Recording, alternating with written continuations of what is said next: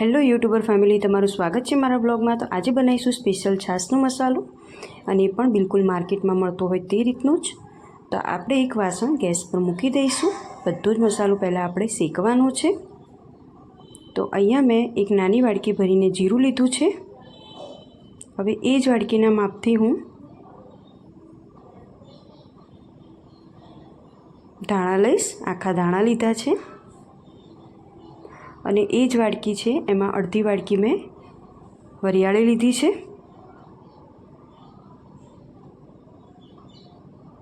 અને થોડોક અજમો લીધો છે। અહીંયા અજમો એટલે કે ચપટી જ અજમો લેવાનો, વધારે નહીં। કાળા મરી લીધા છે, તજ લીધા છે, તજ 2 ટુકડા। લવિંગ લીધા છે, 4 થી 5 લવિંગ લઈ લેવાના। અને આ મીઠા લીમડાના પાન છે સુકવણી કરેલા, એ લીધા છે।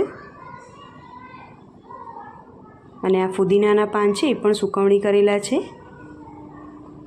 હવે આ બધી જ વસ્તુ આપણે મીડિયમ ગેસ ઉપર શેકવાની છે, અને સતત આ રીતે હલાવવાનું છે। ગેસને મીડિયમ જ રાખવાનો અને હલાવતા રહેવાનું। આ રીતે આપણે હલાવીશું।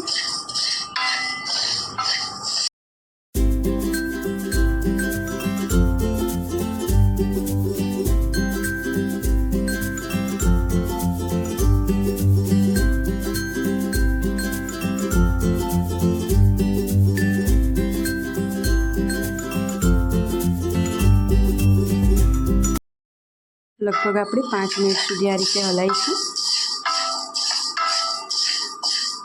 આપણો મસાલો બળી ન જવો જોઈએ, એ રીતે આપણે શેકવાનું છે અને એ રીતે હલાવવાનું છે।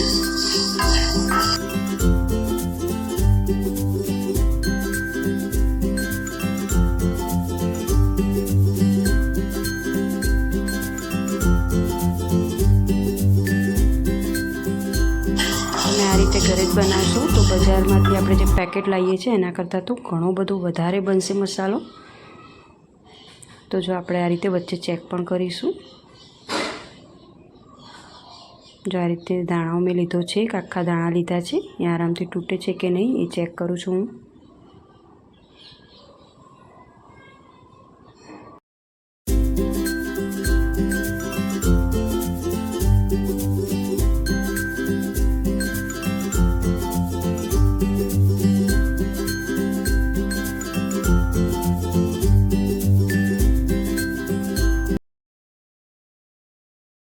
તો મસાલો સરસ શેકાઈ ગયો છે। તો હવે આપણે ગેસ બંધ કરી દઈશું। એમાંથી સરસ એવી સુગંધ આવવા લાગી હતી, અને વધારે ન શેકાઈ જાય એટલે આ રીતે હું હલાવું છું। હવે આપણે આમાં મીઠું એડ કરવાનું છે। તો આ સંચળ પાવડર હું અહીંયા એડ કરી રહી છું। જે વાડકી ભરીને આપણે મસાલા લીધા હતા એ જ વાડકીના માપથી હવે હું અહીંયા સંચળ પાવડર એડ કરીશ। અને આ મીઠું નાખો એટલે આપણે ગેસ બંધ જ રાખવાનો, ચાલુ નથી કરવાનું। કઢાઈ અને મસાલા ગરમ છે તો એની જોડે મીઠું પણ સરસ એવું ગરમ થઈ જાય, એમાં જે ભેજ હોય એ બધો ઉડી જાય। અને આ રીતે હલાવીશું મીઠું નાખ્યા પછી।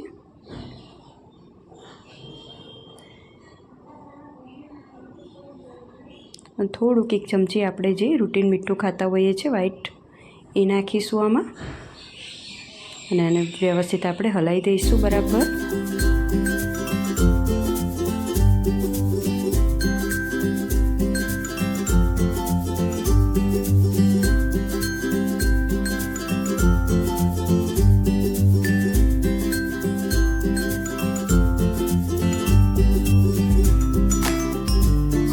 બરાબર ઠંડો થાય પછી મિક્સરના જારમાં આપણે એને ક્રશ કરવાનું છે। એટલે મિક્સરનો જાર એકદમ ચોખ્ખો હોવો જોઈએ, કોરો હોવો જોઈએ, બિલકુલ એમાં પાણીનો ભાગ ના હોવો જોઈએ। પછી જ આપણે આ મસાલા અંદર નાખીને એનો પાવડર બનાવવાનો છે।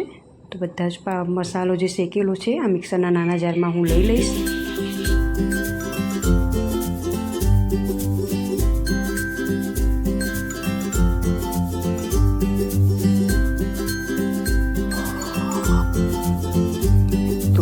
કરી લીધો છે। તો બસ રેડી છે છાશનો મસાલો,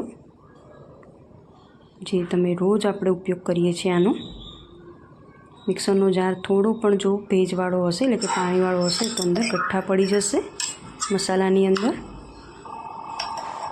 તો બસ હવે ચોખ્ખી બારણીમાં આપણે એને ભરી લઈશું. તો બસ રેડી છે છાશનો મસાલો. તમને જો આ છાશનો મસાલાની રીત ગમી હોય તો મને લાઇક શેર અને સબસ્ક્રાઈબ કરો, કોમેન્ટ પણ કરો. અને તમે પણ આવી રીતે બનાવતા હોય તો મને ચોક્કસથી કહેજો કોમેન્ટમાં. મળીએ એક નવા વિડીયોમાં. ત્યાં સુધી આવજો. જય શ્રી કૃષ્ણ.